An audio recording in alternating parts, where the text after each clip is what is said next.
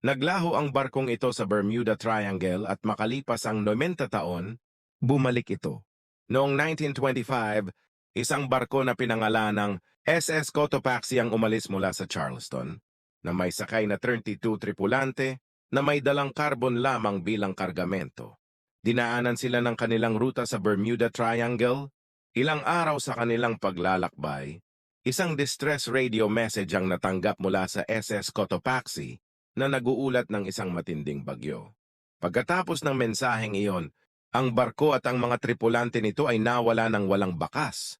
Makalipas ang halos 90 taon, noong Mayo 2015, iniulat ng Cuban Coast Guard na nahanap ang SS Cotopaxi na inaanod sa karagatan, ganap na kalawangin at walang crew na sakay.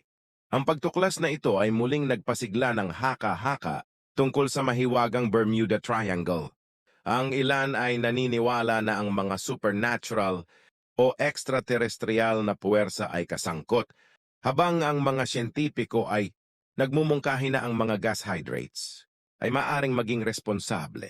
Sa kabila ng iba't ibang teorya, hindi pa rin nalulutas ang tunay na dahilan ng pagkawala ng barko. Narinig mo na ba ang tungkol sa pinakamalaking sasakyang dagat na pinapagana ng saranggola sa mundo?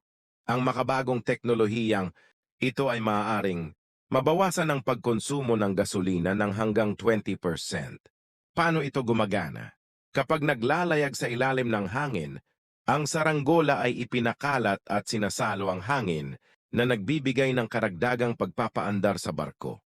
Ang higanteng saranggola na ito, na may sukat na 1,000 metro kwadrado, ay nakakabit sa sisidlan gamit ang matibay na cable system.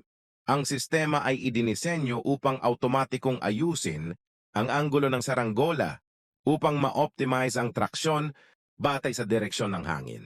Tinitiyak nito ang pinakamataas na kahusayan at pagtitipid ng gasolina.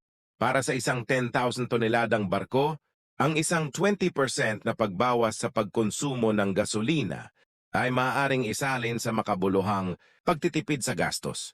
Hindi lamang ito nakikinabang sa kapaligiran, ngunit binabawasan din nito ang carbon footprint ng barko. Kapag nag-drill ang excavator na ito sa isang bato, ang nagresultang friction ay nagdulot ng shower ng sparks. Bakit ganon? Sa totoo lang, ang hindi pangkaraniwang bagay na ito ay karaniwang nakikita kapag ang drill ay nakatagpo ng flint, isang uri ng bato na pangunahing binubuo ng silicon dioxide.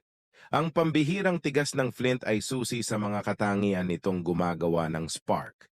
Kapag tinamaan ng metal, ang matinding alitan ay lumilikha ng mataas na temperatura na nag-aapoy ng maliliit na particle sa ibabaw ng flint. Gumagamit ang mga modernong lighter ng katulad na konsepto, kahit na ang flint na ginagamit nila ay isang engineered alloy sa halip na natural na bato. Ano man ang material, ang pangunahing prinsipyo ng friction-induced ignition ay nananatiling hindi nagbabago.